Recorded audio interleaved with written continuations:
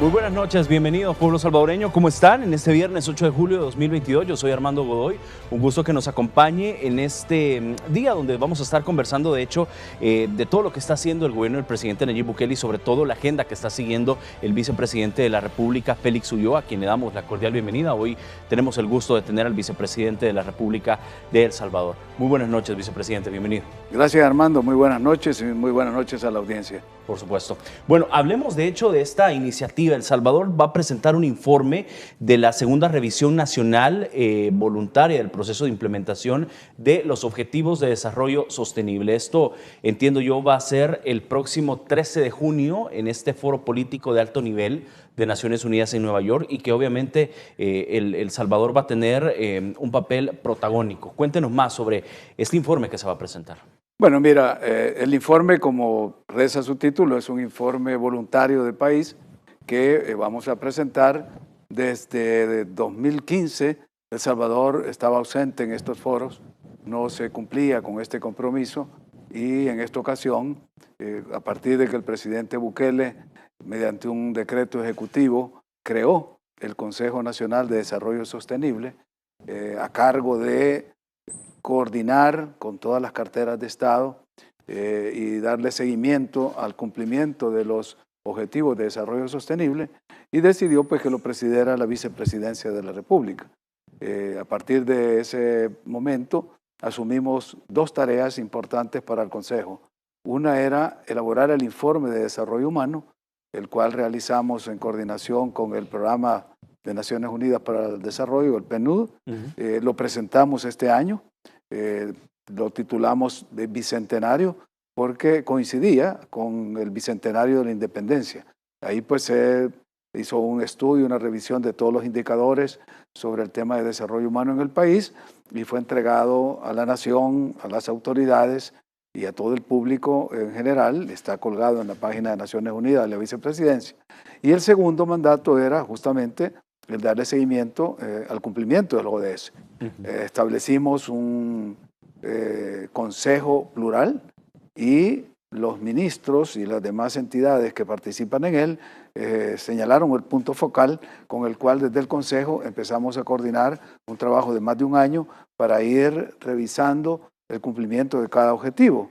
La sorpresa nuestra fue que muchas de las carteras de Estado tenían un cumplimiento bastante acelerado, muy importante, especialmente en el caso de salud, en el caso de educación, en el caso de el combate a la pobreza y la búsqueda de la seguridad alimentaria, que es uno de los objetivos más importantes cuando se lanzó el Plan de Recuperación Agropecuaria, y otros que se han cumplido, como por ejemplo el objetivo 8, que es el de la creación del trabajo decente. Esto pues con el Ministerio de Trabajo hemos hecho esas evaluaciones. El año pasado incluso se premiaron más de 30 empresas que cumplen con el trabajo decente. Entonces, en este documento que hemos elaborado y que ha sido ya presentado a la Oficina de Naciones Unidas acá en el país y ya se remitió a Nueva York, es el que vamos a presentar ya con una sistematización de todos los objetivos, con sus indicadores, con sus parámetros. Por razones de priorización, señalamos 10 de los objetivos más importantes para poder hacer un reporte que fuese sistemático, que fuese ilustrativo y que le permitiera a la comunidad internacional entender todos los avances y el progreso que el país está teniendo. Porque a pesar de la pandemia, a pesar de que encontramos el país en una situación deplorable, sobre todo en el sistema de salud, la red hospitalaria estaba en una situación precaria y nadie esperaba la pandemia.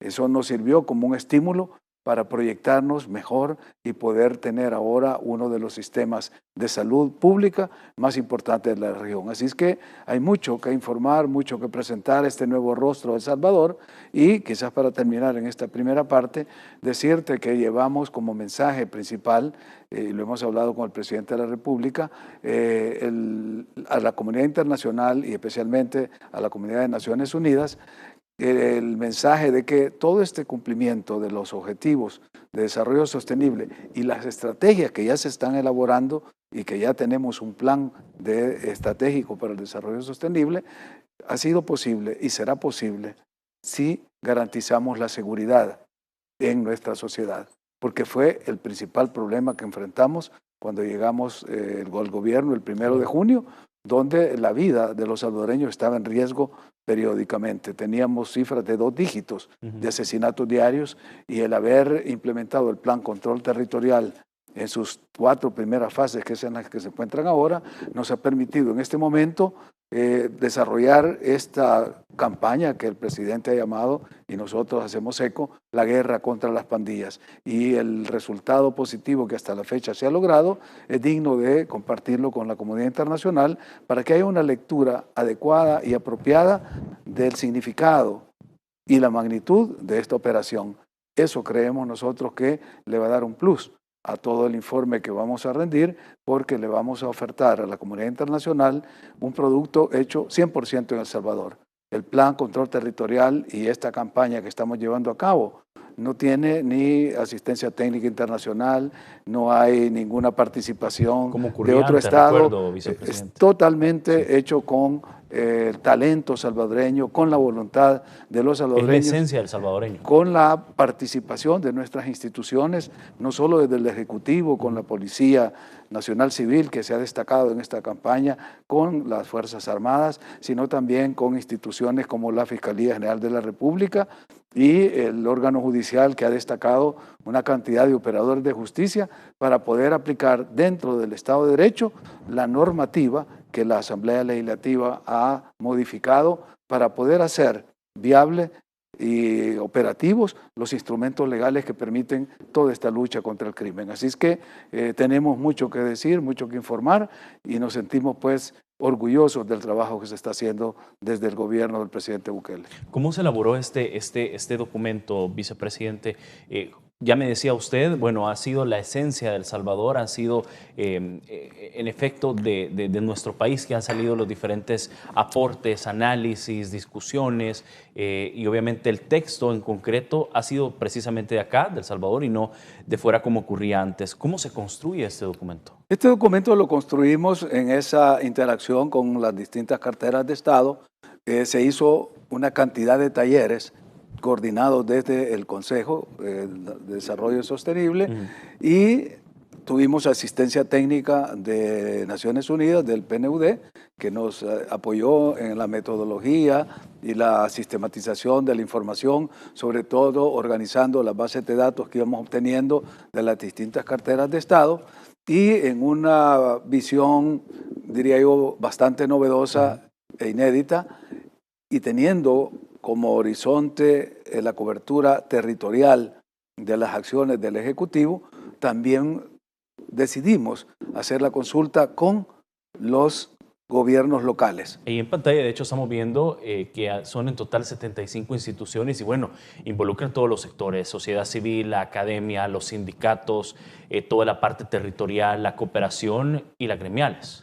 Todas esas fueron consultadas con toda su interacción, y, como te decía, para cerrar ese ciclo de consultas, convocamos a los alcaldes, a todos los alcaldes y a los 14 gobernadores departamentales para tener esa lectura territorial, porque dentro de las políticas públicas que está impulsando este gobierno está el reordenamiento territorial a cargo del Ministerio de Gobernación, que inicialmente no estaba dentro del Consejo de Desarrollo Sostenible, y en la última sesión que tuvimos de Consejo hace un par de días para aprobar justamente este informe, porque este informe fue producto pues, de ese ejercicio de talleres y de elaboración sistemática, pero tenía que ser aprobado por el Consejo, claro, para que tuviera esa legitimidad de origen y fuese presentado en Naciones Unidas en este foro de alto nivel como un documento oficial del Estado. Entonces llegaron los ministros que estaban integrando el Consejo,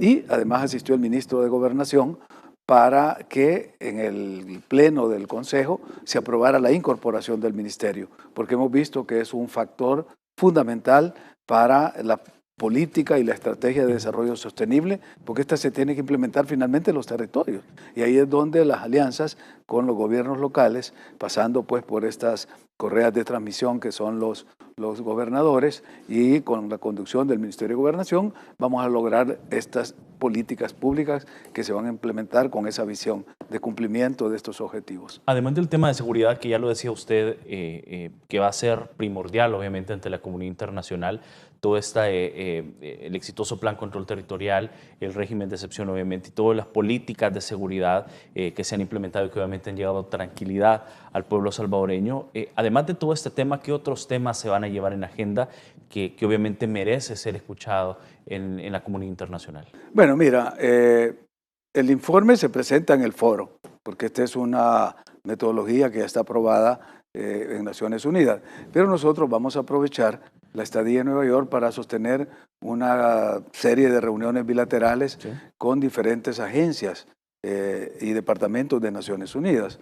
Ya están confirmadas algunas reuniones con el DPPA, que es el Departamento de Political Affairs, para presentar una visión actualizada del país, lo mismo con la Oficina de Derechos Humanos de la Alta Comisionada, que tiene la sede en Ginebra, pero tienen oficina en Nueva York, con el PNUM, que es un programa que tiene que ver con el medio ambiente, porque yo también, por un tratado internacional, los 3 vicepresidentes, el de Guatemala, el de El Salvador y el designado o designada presidencial de Honduras, conformamos la Comisión Trinacional del Plan Trifinio, que es esta zona donde coinciden los 3 países, los 3 estados, y en el Plan Trifinio, que es una extensión de aproximadamente 7.500 kilómetros cuadrados con una población de casi 1 millón de habitantes, hay una gobernanza de 45 gobiernos municipales de los 3 países. Nosotros tenemos 8 por el momento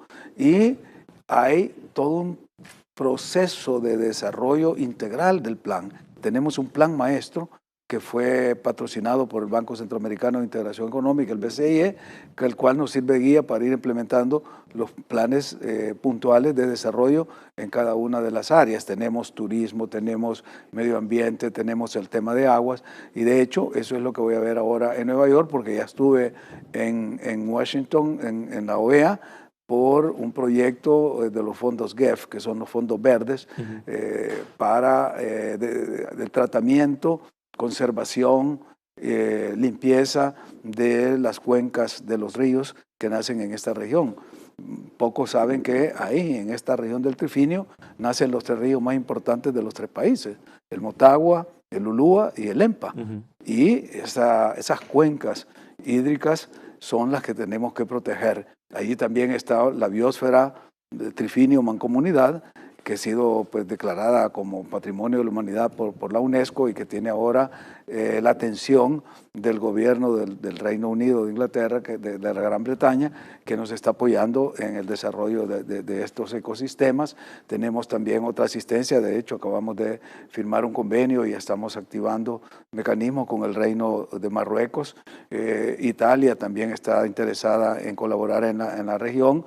El gobierno de la República Popular de China también nos ha acompañado. Es decir, estamos concertando alianzas estratégicas con la comunidad internacional que ve en el proyecto del Plan Trifinio la importancia de conservar esta región como una región privilegiada de los 3 países de lo que es el norte de Centroamérica. De hecho, la recuperación de café, que es dentro del plan de recuperación agropecuaria que se lanzó desde el gobierno del presidente Bukele y que creó un fideicomiso que fue aprobado por esta Asamblea Legislativa porque el anterior no lo quiso aprobar. Con eso se está replanteando la renovación de 50.000 manzanas de café. Pues solo la zona Trifinio produce el 5% del café a nivel mundial. Por lo tanto, tenemos la posibilidad de recuperar el parque cafetalero en la zona sumamente estratégica, y eso es los temas que vamos a ver con este programa de Naciones Unidas también, que ya tenemos concertadas las reuniones bilaterales. O sea, pues que vamos a aprovechar la visita a la sede de Naciones Unidas en Nueva York para tener estos intercambios con estas agencias, además de la presentación del plan. Enhorabuena, vicepresidente. Vamos a hacer la primera pausa de esta noche y al regresar nos viene a contar también por qué es tan importante cumplir los objetivos de desarrollo sostenible. Sabemos que marca la ruta de un modelo de desarrollo en un país, pero vamos a profundizar más cómo estos objetivos le va a venir a beneficiar a los que nos están viendo y escuchando a esta hora de la noche. Pausa, ya regresamos.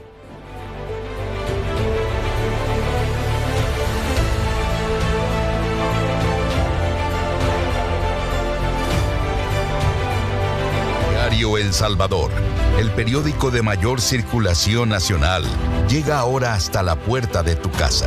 Suscríbete y recibe las noticias desde la comodidad de tu hogar. Estamos llevando la noticia a todo el país para conocer la verdad que otros quieren ocultar. Ahora El Salvador tiene un periódico que cuenta el otro lado de la historia y llega directamente a tu casa. Suscríbete llamándonos al 2207-5250.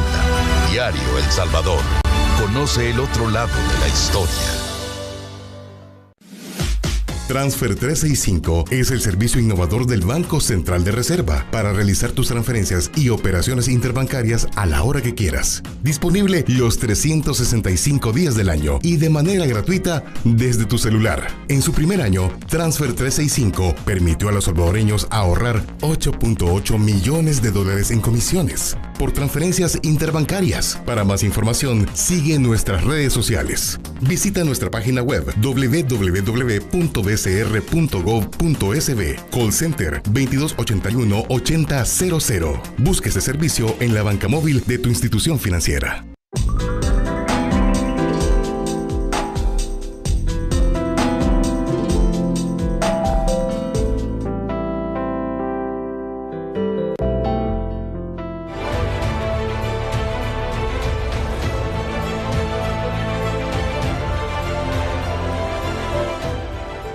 Gracias por continuar con nosotros. Son las 8 de la noche con 22 minutos y estamos conversando con el vicepresidente de la República, Félix Ulloa, hablando obviamente sobre este informe que van a rendir precisamente en este foro político de alto nivel de Naciones Unidas que se va a realizar el próximo 13 de junio en Nueva York, Estados Unidos.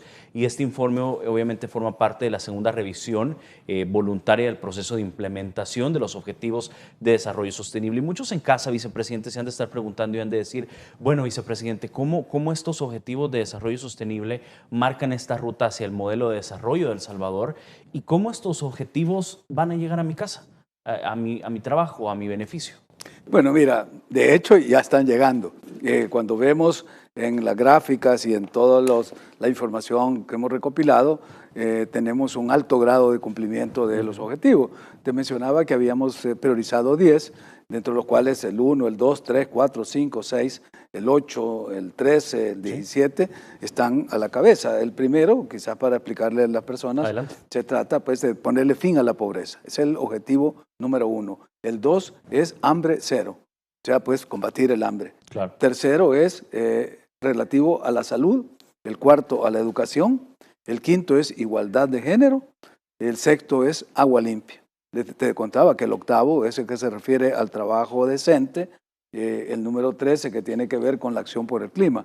Esto es importante decirlo porque si algo caracterizó este gobierno del presidente Bukele y se pudo demostrar el liderazgo del presidente y el acompañamiento de todos, el gabinete de gobierno, de todas las instituciones, fue justamente cuando sufrimos la pandemia que nadie esperaba. Fue una sorpresa a nivel mundial. Y el hecho que 2 años más tarde estemos posicionados como uno de los países modelos en el manejo y la administración de las medidas, tanto las medidas preventivas que se tomaron inicialmente. Fuimos quizás el primer país en todo el hemisferio occidental en cerrar el aeropuerto cuando todavía la Organización Mundial de la Salud no había declarado pandemia al COVID-19. Con el hecho de que estamos tratando de llevar a nuestras generaciones jóvenes, educarlas, alfabetizarlas en la era digital, repartiendo las computadoras, claro, y las tablets y no a todos los estudiantes. No, es una computadora. Por cierto, el viceministro de Educación me acaba de enviar todos los componentes, los programas que traen cada de esta computadora, desde el Google Classroom, los programas Excel, es decir, todo lo completos para que los estudiantes puedan trabajar con estas herramientas. Nos va a permitir cerrar la brecha digital y poder dar ese salto que se ofreció durante la campaña cuando se dijo que El Salvador se preparaba para entrar a la industria 4, a la revolución industrial, la nueva revolución, la cuarta revolución industrial, que demanda pues que la transformación de los modelos industriales y de producción. Bueno, estamos trabajando con todas esas líneas y estos modelos en el tema de conservación del medio ambiente. Ya te comentaba, solo en el proyecto del Plan Trifinio estamos tratando de ser coherentes con el objetivo 13, porque no se trata solo de llevar los procesos productivos per se, sino que son producciones que están en armonía con el medio ambiente. Lo que estamos desarrollando allá, el sistema del Sistagro, los huertos caseros. De hecho, yo estuve hace 2 meses en Honduras en una reunión con el Banco Centroamericano de Integración Económica gestionando fondos para la creación de un parque tecnológico en la zona de Trifinio, concretamente en el municipio de Metapán, donde hay una infraestructura adecuada para poder empezar la formación con estas plataformas de innovación. Tenemos una alianza permanente con nuestra Secretaría de Innovación que nos apoya en todos los programas de la vicepresidencia. De hecho, en el Consejo de Desarrollo Sostenible se están desarrollando también ya plataformas para una escuela superior de administración pública, porque estamos dando seminarios, talleres, diplomados, y estamos utilizando todas estas herramientas. Entonces, yo creo que el país, para que la gente pues sienta que hay un beneficio inmediato, directo de lo que son estos objetivos, estamos pidiendo, de hecho vamos a proponer, si no una nueva ley, sino una reforma a la ley de presupuesto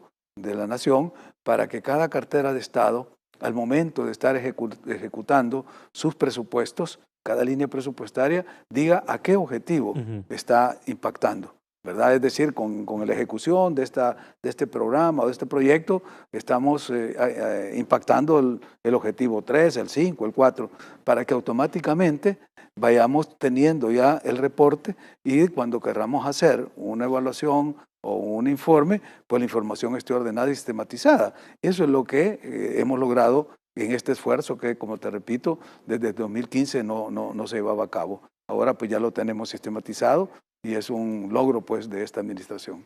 En cuanto al tema de paz, justicia e instituciones sólidas, que también es uno de los objetivos que han sido priorizados nacionalmente, ¿qué avances se puede dar a la población? Bueno, mira, el principal bien jurídico y el principal derecho humano que existe es la vida. Claro. Y en este sentido, El Salvador va a presentar cuáles son los logros en esta materia. La conservación de la vida, que decíamos al inicio de nuestro gobierno, la vida del salvadoreño estaba amenazada por los 20 y tantos homicidios diarios que ocurrían. Eso se está abordando desde la perspectiva de la seguridad ciudadana y el combate a las pandillas, esta guerra contra las pandillas. Pero también, y esto lo presentó la primera dama en Nueva York, el programa de Crecer Juntos, es decir, que ya se convirtió en una ley y que tiene que ver con la atención a la primera infancia, desde que se nace hasta la edad de 5 años, creo, donde se va formando la personalidad del individuo. El ser humano es en ese periodo donde se forma todo su entorno neurológico, físico, es decir, donde se van generando toda la personalidad que va a tener el individuo cuando entre en la etapa del desarrollo. Entonces, cuando hemos presentado esta propuesta, que surgió desde aquellos programas de Nacer con Cariño que se iniciaron y que ahora pues ya se transformó en esa ley, indica, y esto tuvimos la oportunidad, yo tuve la oportunidad de acompañar a la primera dama en una reunión que hubo con UNICEF, cuando presentaron desde esta perspectiva de Naciones Unidas todo el tratamiento que se debe dar a la primera infancia. Entonces yo creo que tenemos cubiertos los dos extremos de la ecuación. De la vida en su más tierna y primigenia expresión, que es cuando se nace, hasta la edad de los 5 años, y por otra parte, el cuidado de la vida de todos los habitantes, procurando que esta amenaza, este flagelo, que eran las pandillas y que tenían agobiada a la población, que tenían secuestrada la vida de la familia salvadoreña en todo el territorio nacional y que además tenían de rodillas al Estado, lo habían sacado al Estado de las comunidades, ahora lo estamos revirtiendo. Ahora son ellos los que huyen, son ellos los que abandonan las comunidades y es el Estado el que está teniendo su presencia, su recuperación de su soberanía en todas las comunidades. Entonces, creo pues que tenemos esa aproximación sobre el tema de la vida en El Salvador. Claro.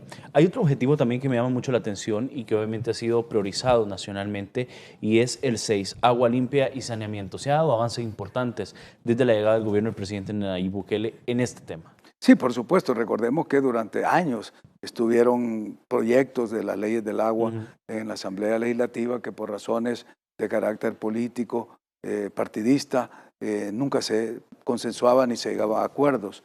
Ahora pues se ha aprobado esta ley del agua en el proyecto de reforma constitucional que hemos elaborado y que por cierto este día hicimos el lanzamiento de la segunda fase de su divulgación y su socialización dentro de la sociedad salvadoreña.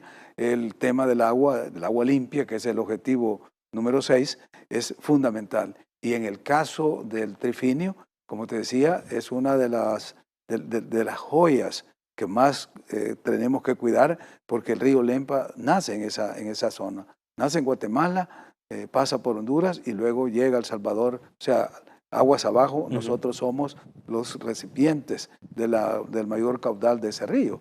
Es la vida de nuestro país. Claro. Entonces, el tema del tratamiento del agua es fundamental, no solo porque todos los pronósticos que nos hemos hecho y los estudios que se han realizado anuncian con alarma que El Salvador podía caer ya en un estrés hídrico por no solo la escasez de los ríos, algunos que se están consumiendo, sino por la contaminación de los mismos. Entonces ahí sí es un llamado a la población para que no contaminemos los ríos. Casi el 80% de las aguas superficiales están contaminadas. Claro. Y si vemos la acción de algunas empresas o de algunas personas que de manera irresponsable vierten desechos en los caudales de agua, pues estamos contribuyendo a una destrucción del factor vital que es el agua para todo el desarrollo de la vida, no solo a nivel del consumo humano, que es uno de los componentes fundamentales, sino también para el desarrollo de otras actividades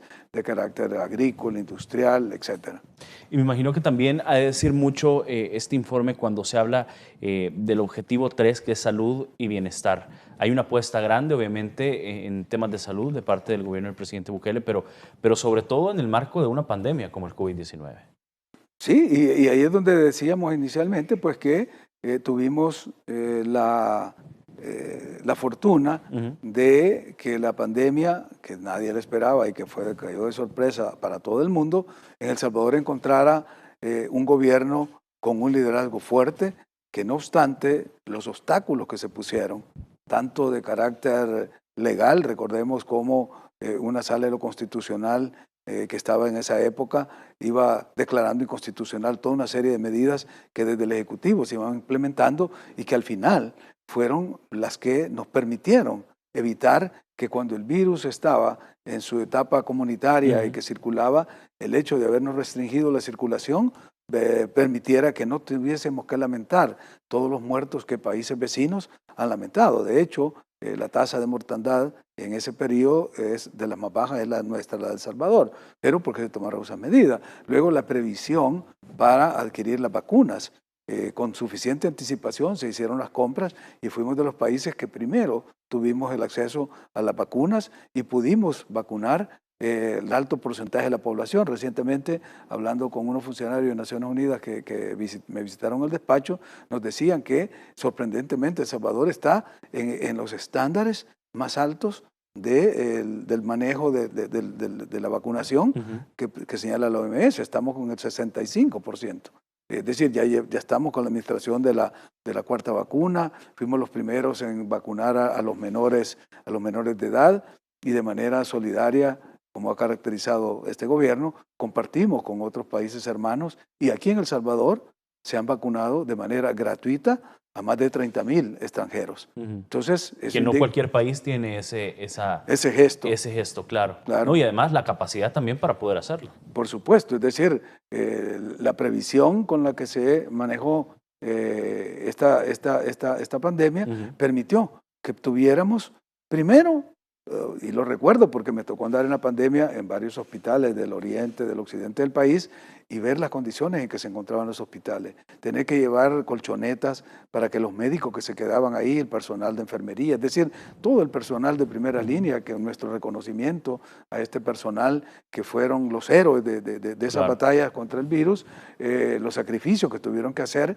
y las condiciones deplorables en que estaban. Tuvo que haber una acción, una intervención directa del Ministerio de Obras Públicas para ir adecuando infraestructura en algunos hospitales. De hecho, me tocó ver el hospital ahí en Metapán, cuando ya se estaban construyendo áreas especiales para el tratamiento de COVID, y ver que el pozo que tenía el hospital, la administración anterior lo había cerrado, y el agua la llevaban pipas de agua que llegaban al hospital 2 o 3 veces al día. Es decir, una cosa inconcebible que en un centro de salud de esa magnitud se hubiera cerrado el pozo que tenía el hospital y se estuviera manejando con pipas. Pero bueno, así encontramos el sistema de salud. Y haber construido el Hospital El Salvador, que es el hospital más grande a nivel latinoamericano dedicado exclusivamente al tratamiento de COVID, con instalaciones totalmente completas a nivel de UCI, a nivel de unidades de cuidados intensivos, que llegamos hasta el punto de ofrecer a países vecinos. Se le ofreció a Costa Rica la posibilidad de entregarle 100 camas para que pudieran tener el tratamiento cuando ellos estaban sobresaturados por la enfermedad, y nosotros teníamos esa posibilidad porque hubo esa previsión y hubo esa capacidad gerencial y administrativa de construir un hospital en un tiempo récord. Recordemos que aquí una de las fuentes de corrupción en los gobiernos anteriores siempre fueron la construcción de hospitales. Sí. Y ahora se demostró, pues, cuando hay voluntad y cuando nadie roba, el dinero alcanza, se pudo construir ese hospital en ese tiempo récord. Por supuesto. ¿Qué perspectivas de futuro hay en cuanto a los cumplimientos de estos objetivos de desarrollo sostenible, vicepresidente? Bueno, como te decía, ya a partir de tener este informe, de tener este diagnóstico, de haber hecho esta sistematización y conocer el estado de situación en que se encuentran los objetivos ahora en el país, hemos tenido ya la capacidad de formular una estrategia de desarrollo. El doctor Mario Otero, que está al frente del Consejo, él es el director ejecutivo, y su equipo ya tienen elaborada este documento de la Estrategia de Desarrollo Sostenible.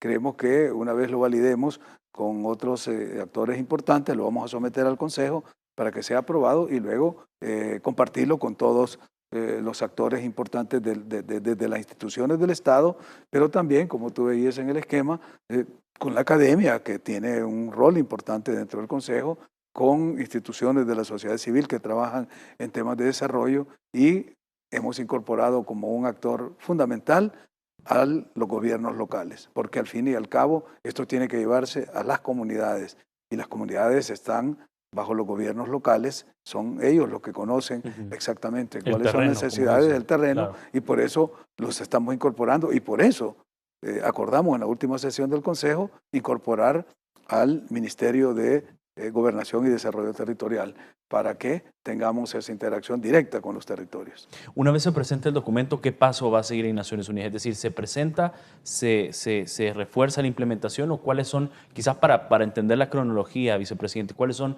los siguientes pasos? Bueno, mira, una vez presentado, se queda registrado, que el país ha cumplido, claro, con este compromiso. Es un compromiso voluntario, por eso decimos, es el informe voluntario del país. Sí. Esto nos deja con un récord, ¿verdad?, dentro del sistema de Naciones Unidas como uno de los países que cumplimos, como de hecho lo estamos haciendo con muchas instituciones de la comunidad internacional. Hemos cumplido con los requisitos de la OCDE, que es una organización en la cual solo hay 2 países de la región que se han incorporado. El último fue Costa Rica, y dentro de los cuales ya El Salvador estamos dentro del centro de capacitación para prepararnos para ingresar como miembros plenos de la OCDE. Estamos con la OIT, que también no tenían dudas de que El Salvador pudiera cumplir con una propuesta que hicimos de crear el CIMEL. El CIMEL es el Sistema de Inteligencia de Mercados Laborales. Lo presentamos a inicios del 2021, y la OIT nos dijo que nos iba a dar la oportunidad de demostrar que éramos capaces de hacerlo. En el mes de noviembre lo estábamos presentando, o sea, en menos de un año habíamos llenado todos los requisitos, sumamente exigentes que tiene el sistema de la OIT, que se maneja con una plataforma STAT, que le permite no solo a los empleadores y a los trabajadores, sino al mundo académico, conocer cómo se desarrolla y cómo funcionan los mercados laborales en los países. Entonces, cuando lo presentamos, la representante de la OIT regional nos felicitó y dijo, bueno, El Salvador se pone a la altura de Bélgica, de Suiza, con este sistema. Somos los únicos en toda la región de Centroamérica y el Caribe que lo tenemos. Y a nivel de toda América Latina, solo Chile y El Salvador estamos ya en ese nivel de tener este sistema. También hemos ingresado al GAFILAT, que era una aspiración que teníamos porque estábamos en el GAFIC, que es el GAFI, como todos sabemos, pues un sistema que trata pues de establecer normas, recomendaciones en la lucha contra el lavado de dinero, contra el tráfico de activos, en fin, es una garantía de protección contra acciones del crimen organizado en el manejo de estos capitales. Estar en el GAFIC nos tenía a nivel de las islas pequeñas del Caribe. Cuando entramos al GAFILAT, entramos a un nivel superior. Y eso es porque cumplimos de las 40 recomendaciones que da el GAFI, las que son necesarias para estar en ese nivel. O sea, y así podríamos ir contando toda una serie de progresos que estamos teniendo y que están siendo reconocidos por estas instancias. En este caso, el GAFI, en el caso de la OIT, en el caso de la OCDE, y ahora vamos a estar en el caso de Naciones Unidas con este cumplimiento. Claro, sin duda un avance importante. Vamos a estar pendientes también de cuando ustedes lleguen. Obviamente vamos a estarle dando cobertura también desde Noticiero El Salvador de esta presentación histórica, que obviamente es este informe segundo de revisión nacional voluntaria de este proceso de implementación de los Objetivos de Desarrollo Sostenible. Vamos a hacer la última pausa de esta entrevista y al regresar venimos hablando también de temas de seguridad. Hay mucho que conversar también con el vicepresidente de la República, Félix Ulloa. Ya regresamos. Por continuar con nosotros, son las 8 de la noche con 44 minutos y aprovecho esta hora para saludar a nuestros hermanos y hermanas connacionales que viven fuera de nuestras fronteras y por supuesto están todas las noches pendientes del espacio de la entrevista a través de todas las plataformas de redes sociales. Recuerden que estamos en vivo desde Facebook, también desde Twitter y por supuesto desde YouTube. Hay varias plataformas que estamos ahí llevando el espacio de la entrevista y donde también usted puede dejar sus opiniones. Son muy bien recibidas siempre. Así que bueno, gracias de verdad por estar conectados. Bueno, vamos a hablar también de tema de seguridad, vicepresidente. Sabemos que ha sido el tema del momento, sobre todo en esta guerra contra las pandillas. Y les cuento, solo para tener un poco de contexto, más de 3 meses de vigencia del régimen de excepción en El Salvador y los resultados sobre la erradicación de las pandillas son contundentes e irrefutables. El gobierno, el presidente Nayib Bukele, ha implementado esta medida con el propósito de devolverle la tranquilidad y la paz a todo el pueblo salvadoreño. En datos revelados por el ministro de Justicia y Seguridad, Gustavo Villatoro, en su cuenta de Twitter, se destaca que desde el pasado 27 de marzo a la fecha, periodo en el que ha estado en marcha el régimen de excepción, se han capturado a 44.937 terroristas a nivel nacional. En los operativos de incursión implementados entre la policía y el ejército, se han incautado 1.038 armas de fuego, 10.164 celulares y 1.235 vehículos. El trabajo articulado del Gabinete de Seguridad del presidente Bukele también ha logrado decomisar más de 44.000 porciones de droga y más de 1.5 millones de dólares que estaban en poder de los grupos criminales.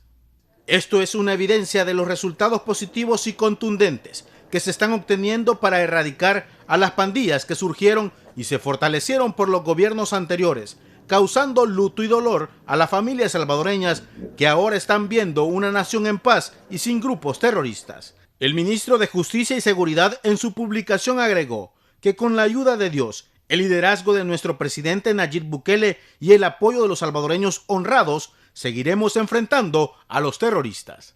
Walter Morán, Noticiero El Salvador. Gracias, Walter. Vicepresidente, ¿qué tan significativo ha sido el régimen de excepción, bueno, que ya cumplió sus 100 días, para la historia de El Salvador?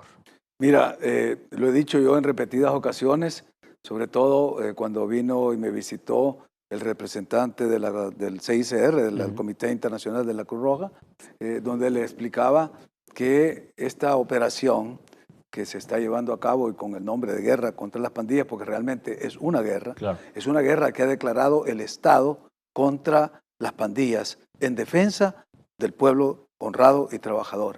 Para los que no entienden que esto es una guerra, hay que explicarles que la guerra no son esas luchas de aviones y de tanques que vemos que está sucediendo, por ejemplo, ahora en Europa oriental o que vemos en las películas. No, este es otro tipo de guerra.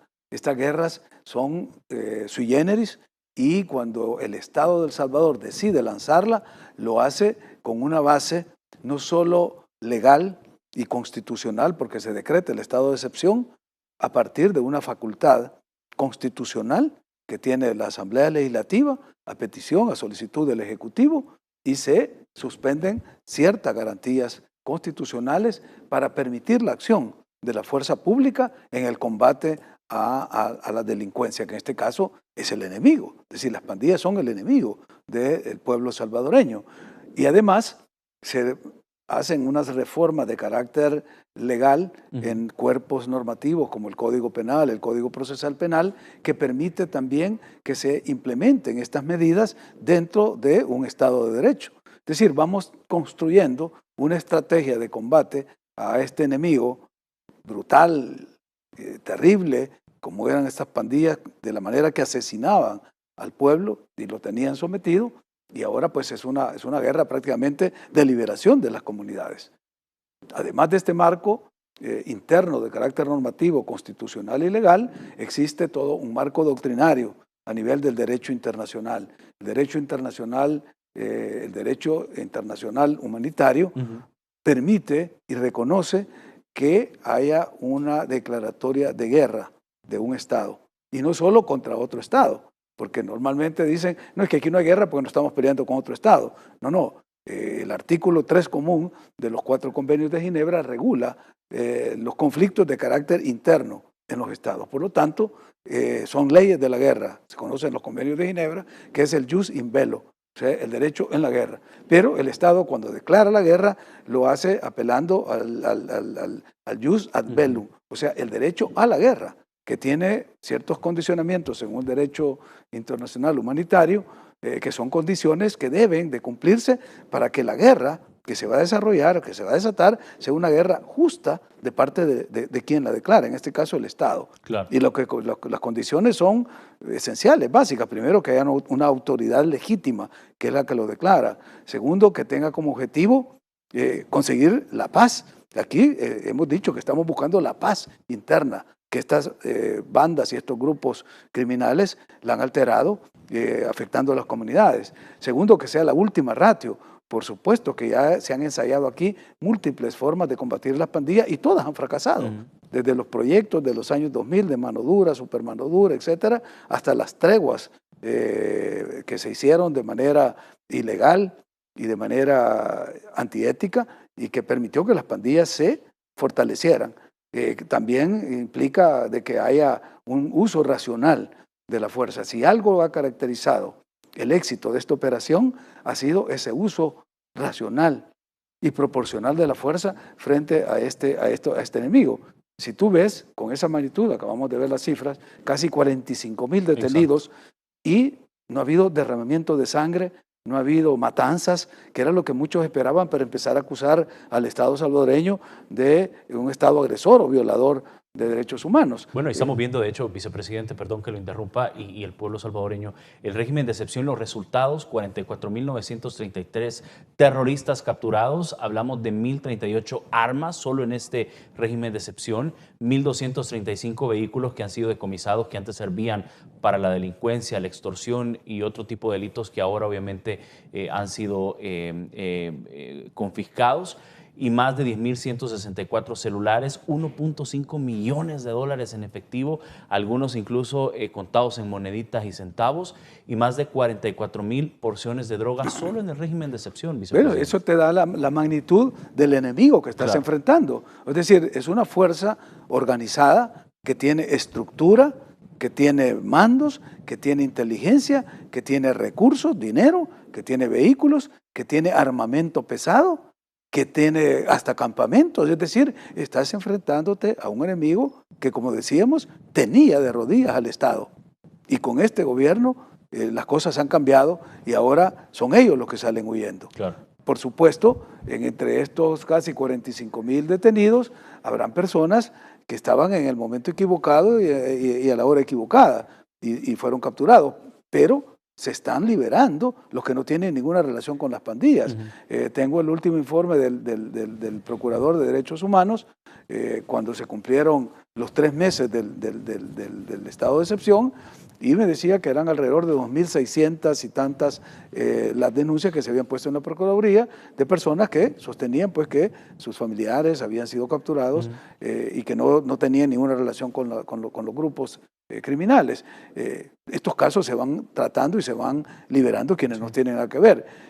La idea, como les decía yo ahora en algunos periodistas que estaban preguntando al respecto, era que teníamos que ver en la proporcionalidad el resultado y hacer la evaluación proporcionalmente, porque si el foco se da en estos hechos que son aislados y que son la excepción que confirma la regla, entonces tú perdés la perspectiva. Y lo que han hecho estos grupos, que son grupos que tienen una agenda contra el gobierno, que están manipulados por los partidos políticos que están ya eliminados del espectro por la población que les retiró su confianza, y que los vemos con la fachada de organismos como unas muchachas ahí, una que fue funcionaria en el gobierno anterior y ahora aparece en una ONG dando declaraciones, otra abogada que trabaja, que era del partido oficial, del FMLN, trabajaba en el Tribunal Supremo Electoral y aparece como una analista independiente. Es decir, cuando ves que son activistas de partidos que se disfrazan de analistas independientes o de ONGs, entonces entendés tú por qué están insistiendo simplemente en los pequeños errores que se cometen o en las pequeñas fallas, porque toda obra humana es perfectible. Pero cuando tú ves la gran foto, como dicen en inglés, de big picture, tú te das cuenta que esta operación es un éxito. Es decir, más del 95% de las capturas se han hecho de forma correcta. ¿Y por qué?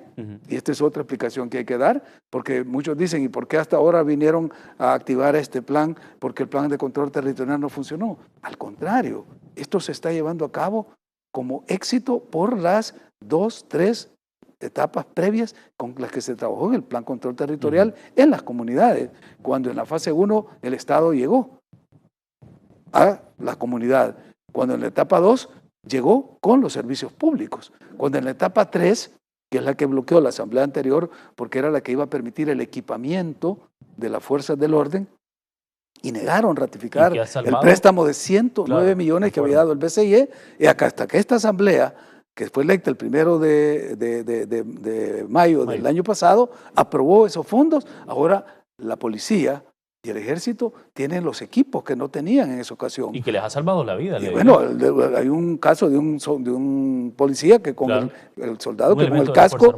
le salvó la vida, porque se le ha dado chalecos antibalas, botas, las armas adecuadas, los vehículos estos, ya vienen los Sandcats con drones. Es decir, la policía está preparada para ir a esta guerra y para ganarla. Si hubiéramos sido, cuando llegamos, en el 2019, que la policía andaban con 3 balas en las pistolas, que los carros de la policía no arrancaban, había que empujarlos, que no tenían botas, que estaban mal pagados. Es decir, en esas condiciones lo que íbamos a hacer era un suicidio. Algunas delegaciones que ni baño tenían. No, y la población les daba incluso hasta comida. Entonces, lanzarnos a una batalla en esas condiciones es ir a perder contra los grupos armados, organizados, financiados con millones de dólares. Entonces, hoy sí el Estado está en la capacidad de dar la guerra y de ganarla. Y eso es lo que para muchos que han vivido de trabajar con las pandillas, de ser sus voceros, de estar en connivencia con ellos para poder captar fondos, para poder vivir de esta industria, y ahora les duele que estemos en esta batalla y más les duele que la estemos ganando. Vicepresidente, me llama poderosamente la atención también cómo hay algunas,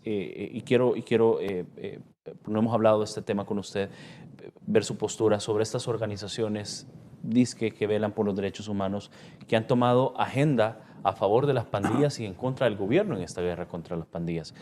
¿Cómo ve usted este tipo de situaciones? Mira, es lamentable Hay dos tipos de organizaciones de esas. Unas que son las nacionales, que están tomadas por activistas de los partidos que fueron expulsados del espectro político por la voluntad del pueblo y que son irrelevantes políticamente. Entonces, como no tienen agenda como partido, utilizan estos órganos de fachada para hacer crítica al gobierno. Y otra que son algunas entidades internacionales que se nutren de la información que sale de estas organizaciones. Cuando se les ha pedido que vengan, que in situ verifiquen lo que está sucediendo, no vienen porque están muy cómodas reportando desde sus oficinas en Estados Unidos, en Inglaterra, en estos países, y desde ahí hacen sus informes a partir de lo que les envían estas entidades locales. Nosotros tenemos una institucionalidad que está respondiendo como debe ser. Es decir, primero dijimos, se hicieron las reformas legales necesarias para actuar dentro del Estado de Derecho.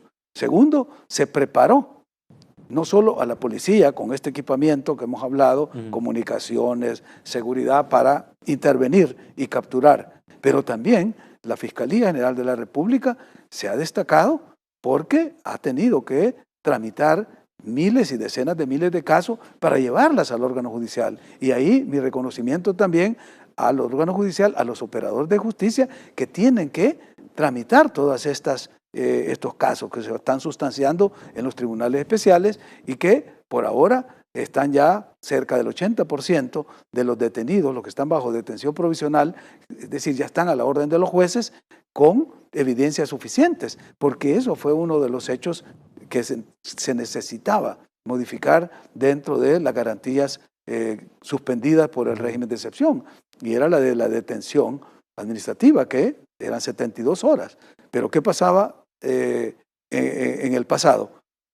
En 72 horas, cuando la policía capturaba, hacía una redada, llevaba 30, 40 criminales, los llevaba ante los jueces y a los 3 días salían, porque no había habido la posibilidad de sustanciar, de recoger las evidencias. Ahora se ha dado un plazo de 15 días y en 15 días se recoge toda la evidencia y con eso hay más tiempo para prepararla y que los jueces puedan fallar y determinar las responsabilidades y detenerlos bajo este régimen de detención provisional. O sea, pues que el Estado está actuando dentro de la legalidad, bajo principios fundamentales de respeto a los derechos humanos, porque las violaciones que se han denunciado, por ejemplo, me da risa que un señor desde Washington estaba diciendo que había que liberar a una persona que tiene discapacidades, y esa persona está comprobado que es miembro de una mara.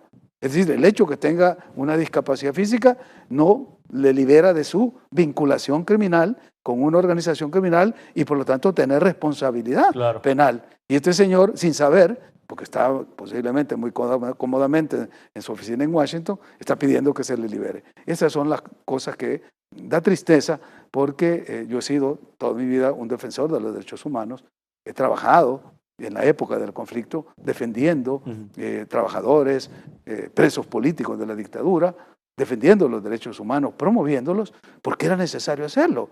Pero ahora estos señores, sin mojarse la camiseta, simplemente por lo que ven, por lo que recortan, sin ir a verificar, han estado hablando de los fallecidos que han habido en los penales, sin haber ido a verlo, ya el procurador, porque yo le preguntaba cómo está esta situación, él está, me dice, estamos investigando eso, antes de dar una afirmación, de hacer una afirmación o de llevar una denuncia, como ellos lo llevaron a la Comisión Interamericana de Derechos Humanos en Washington, pues hay que verificarlo. Entonces estamos frente a esa banalización del trabajo de derechos humanos, que es una actividad humanitaria casi sagrada, a la que debíamos dedicarnos todos y no banalizarla por razones de carácter político y sobre todo de política partidista. Importante, 9:01 p.m. Vicepresidente, qué bien que hoy se nos vino y por supuesto estuvo con nosotros hablando no solo de toda la agenda que van a presentar este informe, sino también su postura, su punto de vista sobre el régimen de excepción, que ya cumple obviamente los 100 días y que por supuesto está dando resultados importantes en el tema de seguridad. Quiero agradecerle por su tiempo de verdad y por tomarse un ratito de su tiempo en su agenda para venir a conversar con nosotros acá en Noticiero El Salvador. Muchas gracias por la oportunidad. oportunidad y de nuevo un saludo y muy buenas noches a toda la audiencia. Gracias, vicepresidente, por su visita. Bien, pueblo salvadoreño, nos vamos a despedir ya. Muchísimas gracias. Nos vemos y escuchamos el lunes, siempre con más temas y más entrevistas. Buen fin de semana, pendiente obviamente de las lluvias. Ya Medio Ambiente ha pronosticado algunas lluvias en algunas partes de nuestro país, así que hay que estar pendientes y, por supuesto, acatar las recomendaciones de protección civil. Buenas noches.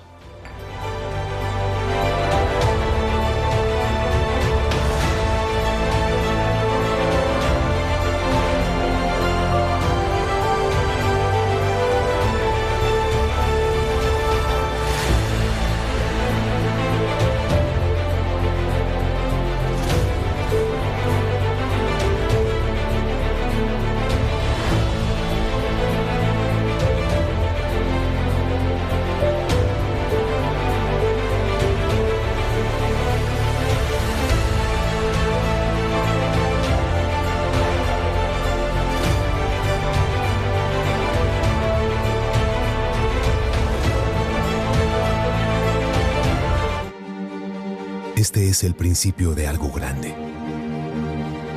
Es un proyecto sin precedentes para nuestros municipios.